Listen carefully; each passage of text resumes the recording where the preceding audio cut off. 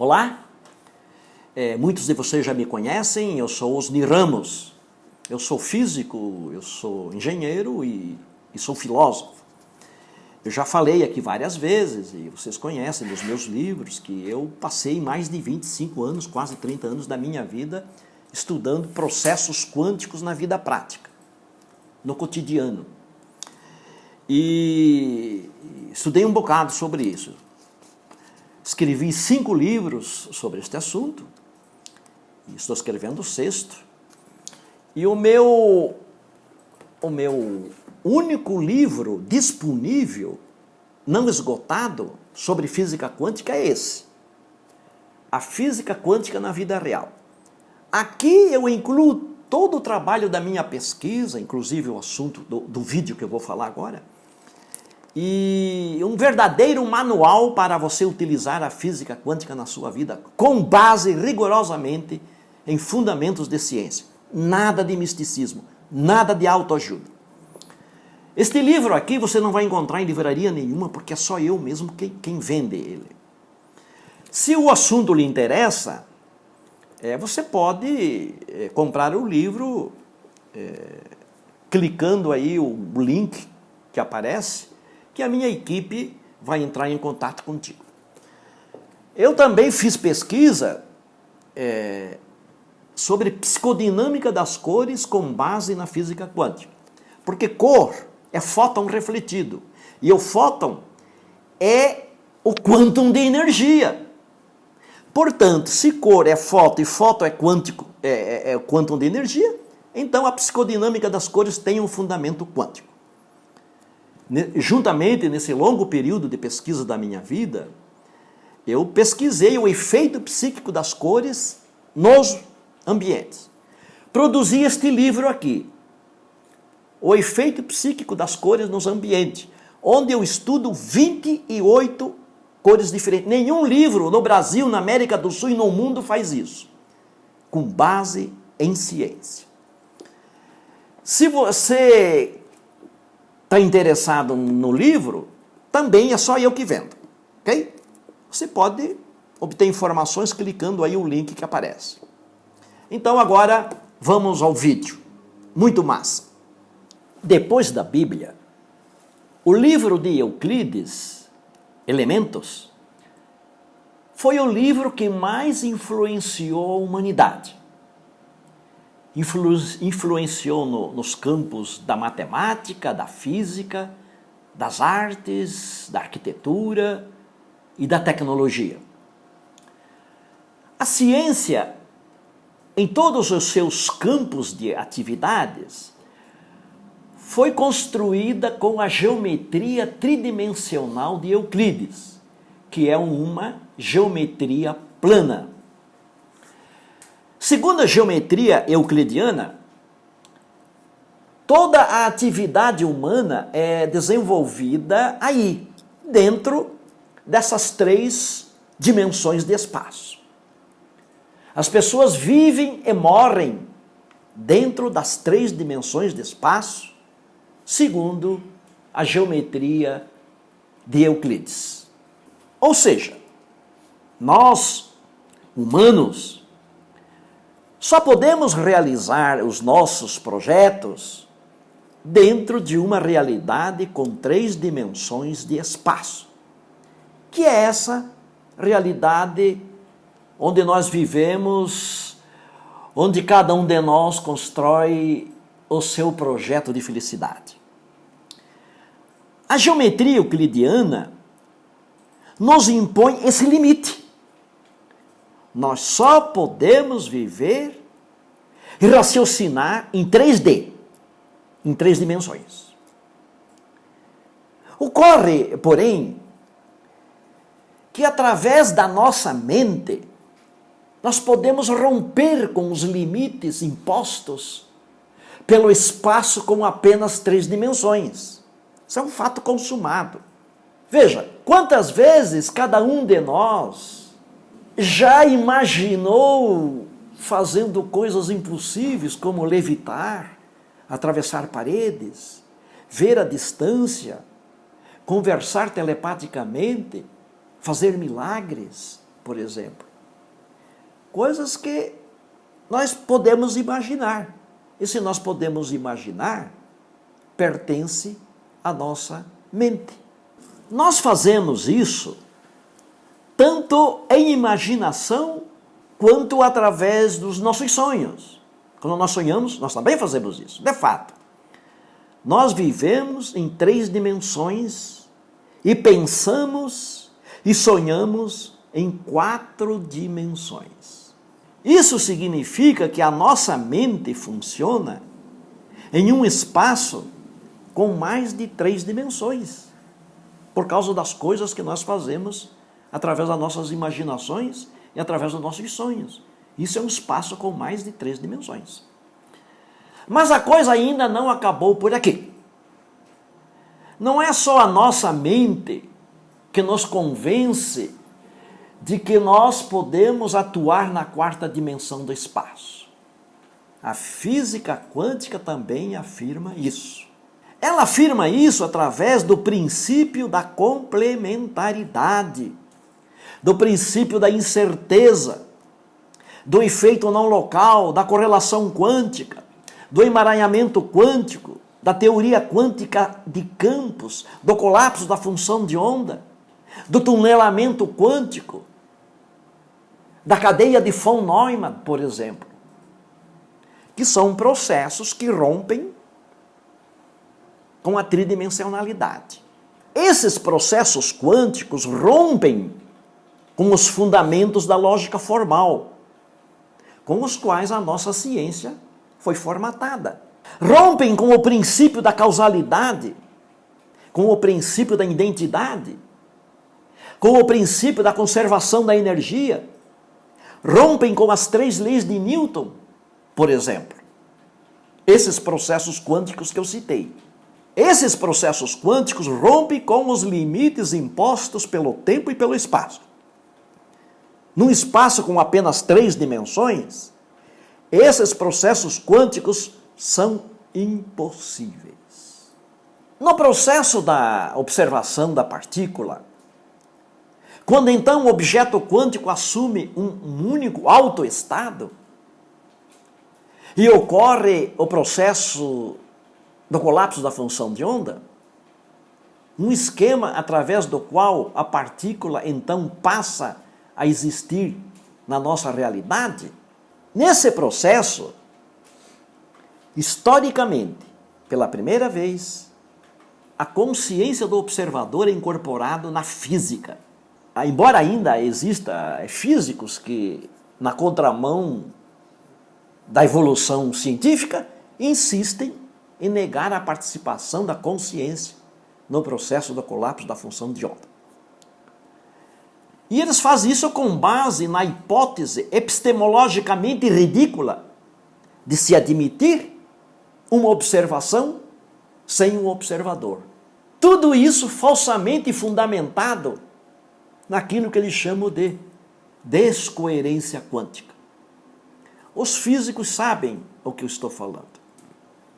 John von Neumann e Eugene Wigner, ambos Nobel de Física, foram 2 físicos que sustentaram a necessidade da consciência no processo da materialização do objeto quântico através da observação.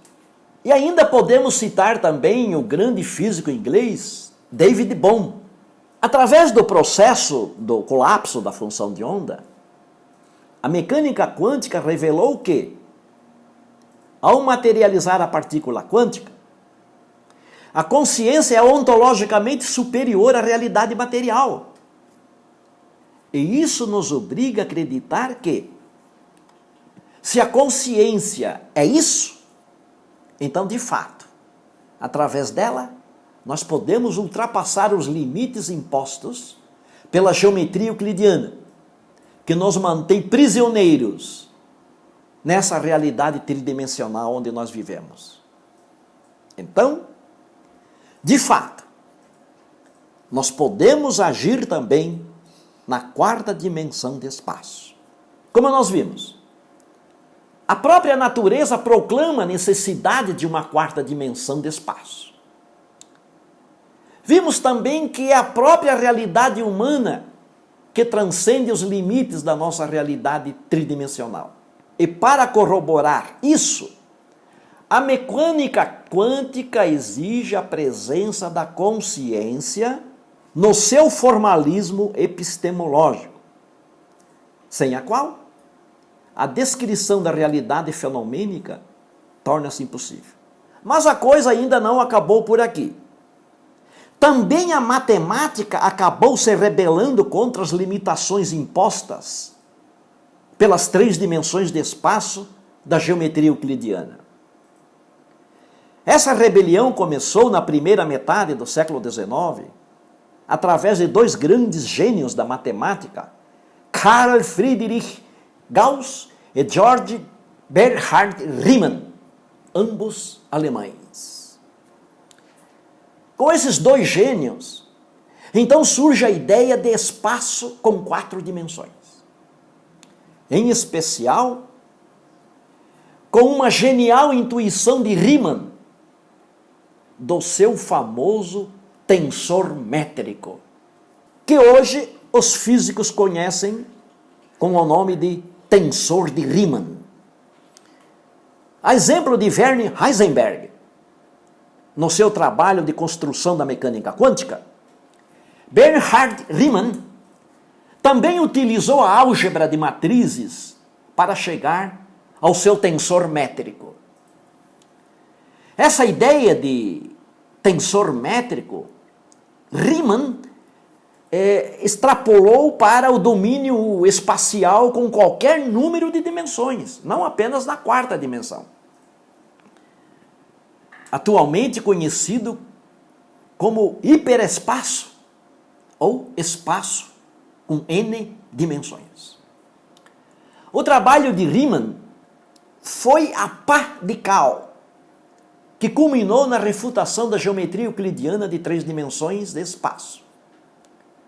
Isso produziu uma revolução, podemos assim dizer, não só no domínio da matemática, mas também no campo da física. Prova disso foi a utilização que Albert Einstein fez do trabalho de Riemann no desenvolvimento da sua famosa Teoria Geral da Relatividade de 1915. Com o trabalho de Riemann sobre espaços com dimensões múltiplas, ou hiperespaço, os físicos então começaram a imaginar, isso aqui é muito importante, como seria viver num espaço com 4 dimensões. E você sabe a que conclusões eles chegaram? Veja, as coisas que nós somos capazes de fazer no mundo da 4ª dimensão de espaço, quais são? Atravessar paredes e montanhas, desaparecer num lugar e reaparecer instantaneamente em outro lugar, ver coisas à distância, ver os órgãos internos do nosso organismo, ou de um organismo qualquer, fazer cirurgias sem cortes, colocar moeda na gaveta com a tampa fechada, por exemplo. Tudo isso é possível alguém fazer se alguém vive na 4ª dimensão do espaço, e isso foi cogitado por físicos e matemáticos. Na 4ª dimensão, nós nos tornamos paranormais, videntes, médiums, cirurgiões, naturalmente. E se você está pensando que isso é misticismo, então saiba que todas essas possibilidades estão listadas no livro Hiperespaço, do grande físico japonês Mikio Kaku, ainda vivo e ainda em atividade intensa. Portanto, não é coisa de misticismo. Esses poderes fantásticos foram testemunhados por multidões em diferentes países, através dos médiums, especialmente durante a segunda metade do século XIX. Também foram estudados e pesquisados por cientistas famosos, como Johann Zollner, físico alemão, professor de física e astronomia da Universidade de Leipzig. William Crookes, físico inglês, descobridor do thallium, inventor do tubo de raios catódicos. Wilhelm Weber, físico alemão, professor da Universidade de Göttingen. Joseph von Thomson, físico britânico, prêmio Nobel. John William Strutt, físico e matemático britânico, também prêmio Nobel. Todos esses cientistas pesquisaram os fenômenos mediúnicos da segunda metade do século XIX. Quando o grande médium norte-americano Henry Slade foi condenado na Inglaterra, acusado de charlatanismo, todos esses cientistas saíram em sua defesa. Inclusive, o grande Alfred Russel Wallace, biólogo inglês, precursor da teoria da evolução das espécies. Este também defendeu o médium Henry Slade. Estudos matemáticos no campo do hiperespaço mostram que se nós vivêssemos num espaço com 4 dimensões, nós teríamos poderes metapsíquicos e paranormais. Nós seríamos como os médium e os videntes, naturalmente. Michio Kaku é um dos físicos que acreditam nisso. O problema com a 4ª dimensão de espaço é que quando ele é captado pela matemática, aqui na nossa dimensão tridimensional, ele aparece como um espaço curvado e compactado. É por causa disso que nós não sentimos a presença desse espaço em nossa realidade. A notícia boa é que, através da física quântica, nós podemos ter acesso a essa 4ª dimensão de espaço. Isso é possível por meio dos recursos oferecidos pela nossa consciência, pela nossa mente. Esses recursos tornam-se visíveis quando nós nos tornamos sujeitos quânticos, sobre o qual eu tanto tenho enfatizado aqui nos vídeos do YouTube. A necessidade de nós assumirmos a nossa cidadania quântica, através de conhecimentos e comportamentos. Todos nós já somos naturalmente quânticos. Eu tenho insistido bastante nisso. Assim mesmo, como você é agora, você já é um sujeito quântico. Você tem apenas que assumir isso na sua vida.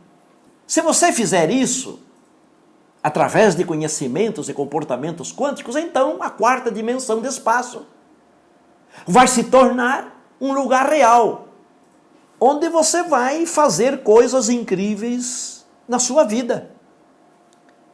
Se a tua vida atualmente está ruim, se você não consegue achar um trabalho, se você acha que a sua doença vai lhe matar, se você acha que vai ficar solitário para sempre, se você acha que a sua empresa vai falir, etc., etc. E se por causa disso você já perdeu a esperança de dias melhores, então, meu amigo, minha amiga, saiba que na 4ª dimensão de espaço, todos esses problemas podem ser resolvidos.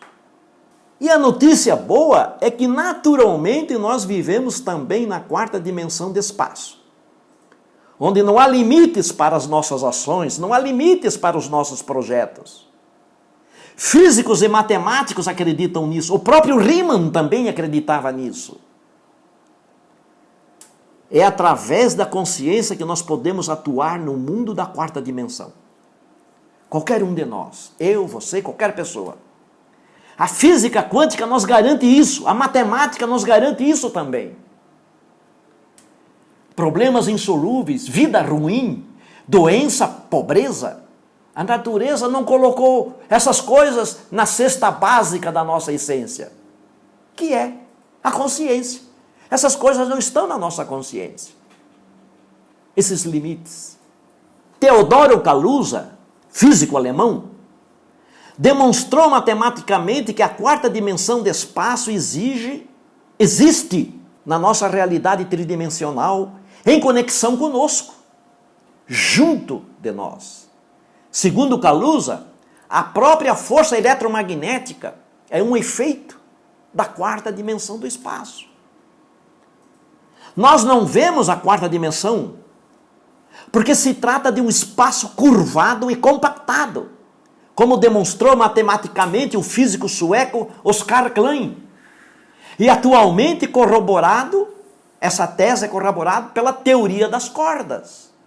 Então, meu amigo, minha amiga, tome posse da sua essência, através da tua consciência, e vá construir o seu projeto de felicidade, no contexto da quarta dimensão, que é o contexto da realidade quântica, que é o contexto da tua consciência.